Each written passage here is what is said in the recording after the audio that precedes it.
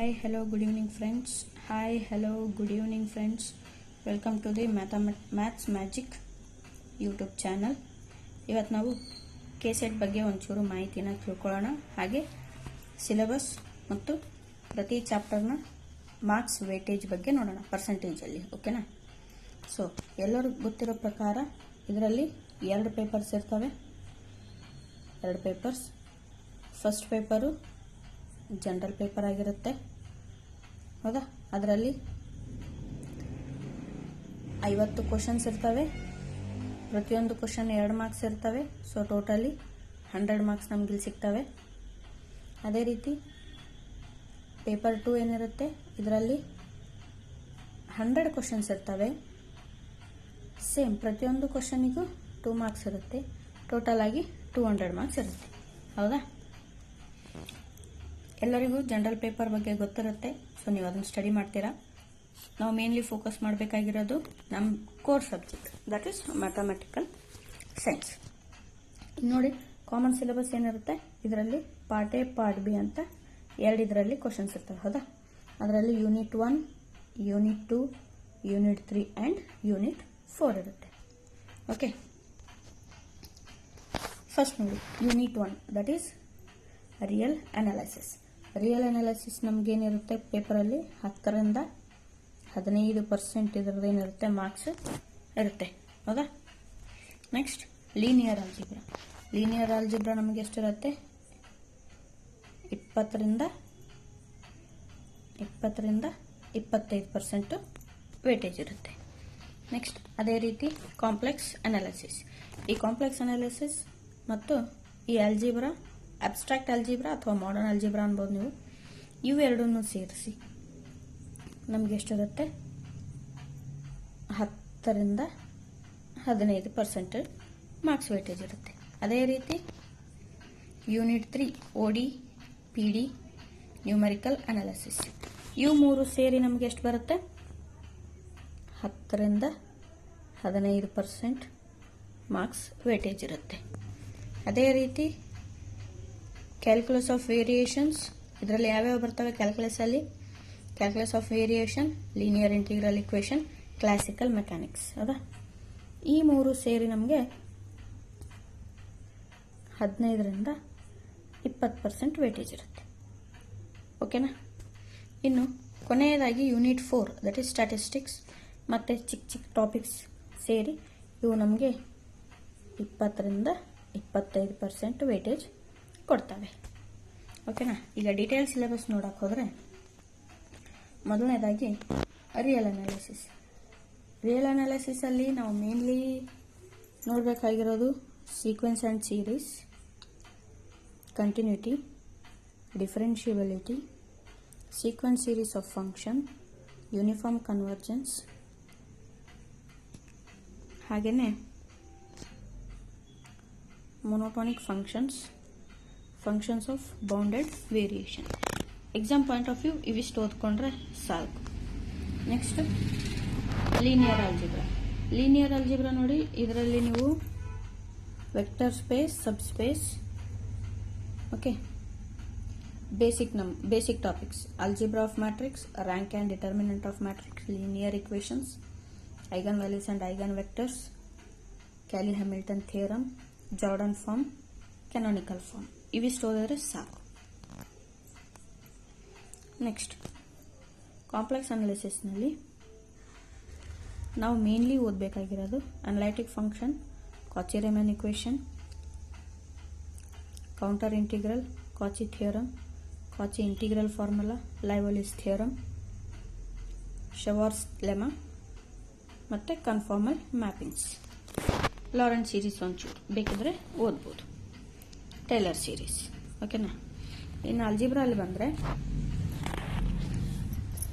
ಇದರಲ್ಲಿ ನೋಡಿ rings, ideal primes, maximal ideals, quotient rings, unique factorisation domain, okay, Euclidean domain, ಇದೊಂದು important ಆಗುತ್ತೆ. Normal ಆಗಿ ಗ್ರೂಪ್ಸು, ಸಬ್ groups, normal ಸಬ್ groups, ಇವನ್ನ ನೀವು ರಿವೈಸ್ ಮಾಡಿಕೊಂಡ್ರೆ ಸಾಕು. ಕ್ಯಾಲಿಸ್ ಥಿಯರಮ್, ಶೈಲೋಸ್ ಥಿಯರಮ್, ಯಾಕಂದರೆ ಇವೆಲ್ಲ ನೀವು ಡಿಗ್ರಿಲಿ ಓದಿರ್ತೀರ. ಓಕೆ, ನೆಕ್ಸ್ಟು ಯೂಲರ್ಸ್ 5 ಫಂಕ್ಷನ್ ಒಂದು, ಇನ್ನು field, finite field, field extensions, ಇವಿಷ್ಟು ಅಲ್ಜಿಬ್ರಾದಾಯಿತು. ಇನ್ನು ಬಂದರೆ ODPDಯಲ್ಲಿ ಬಂದು ನಾವು ಫಸ್ಟ್ ನೋಡಬೇಕಾಗಿರೋದು uniqueness of solution of initial value problems for first order OD. Next system of first order OD, Sturm Liouville boundary value theorem problem, Green's functions, ಮತ್ತು homogeneous non homogeneous ಬಗ್ಗೆ ಒಂಚೂರು ತಿಳ್ಕೋಬೇಕು. ಇನ್ನು ಪಾರ್ಷಿಯಲ್ ಡಿಫರೆನ್ಷಿಯಲ್ ಇಕ್ವೇಷನಲ್ಲಿ ಬಂದರೆ ನೋಡಿ, ನಿಮಗೆ main ಆಗಿರೋದು ಇದರಲ್ಲಿ Cauchy problem for first order PD, Charpit method, ಹಾಗೆಯೇ classification of second order PD, method of separation of variables for Laplace, heat and wave equations. ಓಕೆನಾ. Next numerical analysis. ನ್ಯೂಮರಿಕಲ್ ಅನಾಲಿಸಿಸ್ನ ನೀವು skip ಮಾಡಿದರೂ ಪರವಾಗಿಲ್ಲ, ಇಲ್ಲ ನಾವು ಇದರಲ್ಲೂ ಓದ್ಕೋತೀವಿ ಅನ್ನೋರಿದ್ರೆ method of iteration and NR method, that is Newton Raphson method, rate of convergence, modified Euler and Runge Kutta methods. ಓಕೆನಾ. ನೆಕ್ಸ್ಟ್ ನೋಡಿ, ಕ್ಯಾಲ್ಕುಲಸ್ ಆಫ್ ವೇರಿಯೇಷನ್ಸ್. ನಾವು ಕ್ಯಾಲ್ಕುಲಸ್ ಆಫ್ ವೇರಿಯೇಷನ್ ಸ್ಟಡಿ ಮಾಡಬೇಕಂದ್ರೆ ಮೊದಲು ನಾವು ಸ್ಟಡಿ ಮಾಡಬೇಕಾಗಿರೋದು ಲೀನಿಯರ್ ಇಂಟಿಗ್ರಲ್ ಇಕ್ವೇಷನ್. ಈ ಲೀನಿಯರ್ ಇಂಟಿಗ್ರಲ್ ಇಕ್ವೇಷನ್ ಮಾಡಿದ ಮೇಲೆ ನೀವು ಕ್ಯಾಲ್ಕುಲಸ್ ಆಫ್ ವೇರಿಯೇಷನ್ ಸ್ಟಡಿ ಮಾಡಿದರೆ ನಿಮಗಿನ್ನೂ ಈಸಿ ಆಗುತ್ತೆ. ನೋಡಿ, ಇದರಲ್ಲಿ ಹೇಳ್ಕೊಳ್ಳೋಷ್ಟೇನೂ ಜಾಸ್ತಿ ಟಾಪಿಕ್ಸ್ ಇಲ್ಲ. ಸೊ ಹಾಗಾಗಿ ಇವೆರಡನ್ನೂ ಕಂಪ್ಲೀಟಾಗಿ ಓದಿದ್ರೆ ಒಳ್ಳೆಯದು. ಯಾಕಂದರೆ ನಮಗೆ ಗೊತ್ತಿರೋ ಪ್ರಕಾರ ಈ ನೋಡಿ, calculus of variation, linear integral equation, classical mechanics, ಇದಿಷ್ಟು ಸೇರಿಸಿ 15ರಿಂದ 20% ಮಾರ್ಕ್ಸ್ ವೇಟೇಜ್ ಇದೆ. ಹೌದಾ. ಈ ಕ್ಲಾಸಿಕಲ್ ಮೆಕ್ಯಾನಿಕ್ಸ್ ಏನಿದೆ ಇದು ಫಿಸಿಕ್ಸ್ ಬೇಸ್ಡ್ ಟಾಪಿಕ್ಸ್. ಹೌದಾ. ಈ ಚಾಪ್ಟರ್ ಬಂದು ಫಿಸಿಕ್ಸ್ ಬೇಸ್.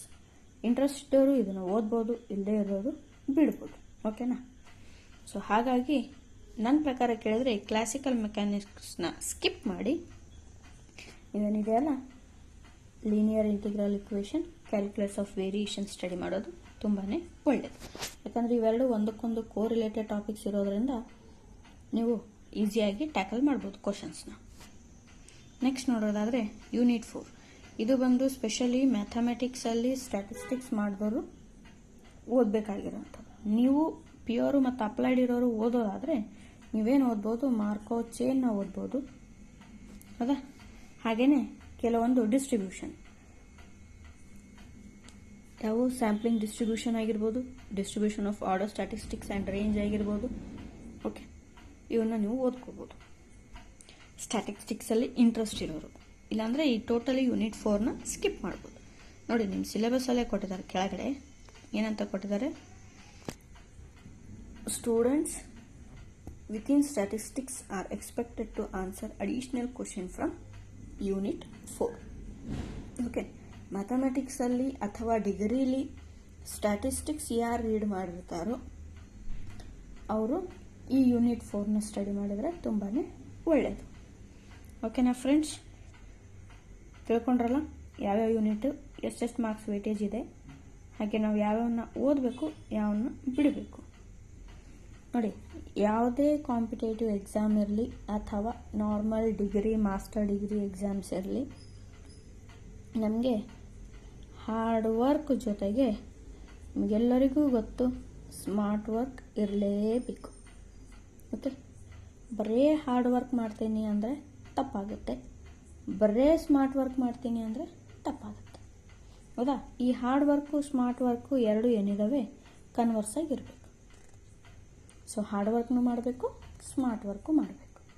ಹೌದಾ. ನಮ್ಗೆ ಹಬ್ಬಬ್ಬ ಅಂದರೆ ಅಪ್ಲಿಕೇಶನ್ ಆದಮೇಲೆ 2 ತಿಂಗಳ ಟೈಮ್ ಸಿಗುತ್ತೆ ಓದೋಕ್ಕೆ. ನಾವು 2 ತಿಂಗಳಲ್ಲಿ ಕನಿಷ್ಠ ಅಂದರೆ 2 ಬಾರಿ ಆದರೂ ರಿವಿಷನ್ ಮಾಡಬೇಕು.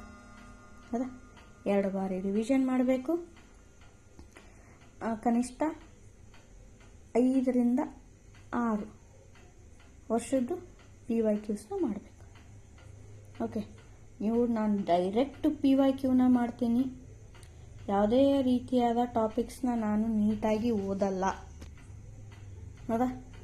ಈಗ for example sequence series of functions, sequence and series of functions. ಹೌದಾ? ಇದ್ರ ಬಗ್ಗೆ ಇರೋ ಓನ್ಲಿ PYQsನೇ ಮಾಡ್ತೀನಿ ನಾನು. ಯಾವುದೇ ರೀತಿ ಅದ್ರ ಬಗ್ಗೆ ಥಿಯರಿ ಓದಲ್ಲ. ಅಂದರೆ ಏನಾಗುತ್ತೆ, ತಪ್ಪಾಗುತ್ತೆ. ನೀವು ಥಿಯರಿ ಯಾವಾಗ ಓದೋದನ್ನು ಬಿಡಬೇಕು ಅಂದರೆ ನಿಮ್ಮ ಬೇಸಿಕ್ ಸ್ಟ್ರಾಂಗ್ ಇರಬೇಕು.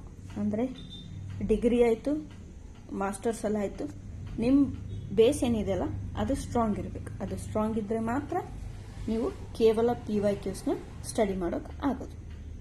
ಓಕೆನಾ? ಅದನ್ನು ಬಿಟ್ಟು ನಾನು ಕೇವಲ PYQs ಮಾಡಿಕೊಂಡು KCET ಆಗಿರ್ಬೋದು ಅಥವಾ CSIR ನೆಟ್ ಆಗಿರ್ಬೋದು ಕ್ವಾಲಿಫೈ ಮಾಡ್ತೀನಿ ಅಂದರೆ ತುಂಬಾ ಕಷ್ಟ. ನೀವು ಪೂರ್ತಿ ಡೀಟೇಲ್ ಆಗಿ ಟಾಪಿಕ್ನ ಓದೋದು ಬೇಕಿಲ್ಲ. ಓಕೆ, ಓವರ್ ವ್ಯೂ ಆದರೂ ಗೊತ್ತಿರಬೇಕು ನಿಮಗೆ. ಯಾವುದಾದ್ರೂ ಒಂದು ಕ್ವಶನ್ ಕೊಟ್ಟರೆ ಅದು ಸೀಕ್ವೆನ್ಸ್ ಆ್ಯಂಡ್ ಸೀರೀಸಲ್ಲಿ, ಹೌದಾ, ಇದೆಯಪ್ಪ, ಎಲ್ಲಿದೆ, ಯಾವುದಕ್ಕೆ ಕೋರಿಲೇಟೆಡ್ ಇದೆ, ಇಷ್ಟು ತಿಳ್ಕೊಂಡ್ರೆ ಸಾಕು. ಅದ್ರ ಬದಲು ನೀವು ಸೀಕ್ವೆನ್ಸ್ ಆ್ಯಂಡ್ ಸೀರೀಸ್ ಬಗ್ಗೆ ಇರೋ ಫುಲ್ ಬುಕ್ಕನ್ನೇ ಸ್ಟಡಿ ಮಾಡ್ತೀನಿ ಅನ್ನೋದು ಕೂಡ ತಪ್ಪು. ಓಕೆನಾ? ಇನ್ಮೇಲೆ ನಾನು ಆದಷ್ಟು ಪ್ರತಿಯೊಂದು ಟಾಪಿಕ್ಸ್ ಆಗಿರ್ಬೋದು ಅಥವಾ KCETಗೆ ಬೇಕಾಗಿರುವಂತಹ ಮೇಜರ್ ಟಾಪಿಕ್ಸ್ ಏನಿದಾವಲ್ಲ ಅದರ ಬಗ್ಗೆ ವಿಡಿಯೋಸ್ನ ತರಕ್ಕೆ ಟ್ರೈ ಮಾಡ್ತೀನಿ. ಅದರ ಹೊರತಾಗಿ ನಿಮಗೆ ಯಾವುದೇ ರೀತಿಯಾಗಿ ಡೌಟ್ ಇದ್ದರೆ ನೀವು ಕಮೆಂಟ್ ಸೆಕ್ಷನಲ್ಲಿ ಮಾಡ್ಬೋದು. ನಿಮ್ಮ ಡೌಟ್ಸ್ನ ಕ್ಲಿಯರ್ ಮಾಡ್ಕೋಬೋದು. ಓಕೆನಾ? Thank you friends. Video like ಆದರೆ ಲೈಕ್ ಮಾಡಿ, ಸಬ್ಸ್ಕ್ರೈಬ್ ಮಾಡ್ಕೊಳ್ಳಿ. ಹಾಗೆ ನಿಮ್ಮ ಫ್ರೆಂಡ್ಸ್ ಜೊತೆ ಯಾರೆಲ್ಲ KCET ಮ್ಯಾಥಮೆಟಿಕಲ್ ಸೈನ್ಸ್ ಬ್ಯಾಕ್ಗ್ರೌಂಡ್ ಅವರು ಇದ್ದಾರಲ್ಲ ಅವ್ರ ಜೊತೆಗೆ ವಿಡಿಯೋನ ಶೇರ್ ಮಾಡಿ. Thank you. ಜೈ ಹಿಂದ್.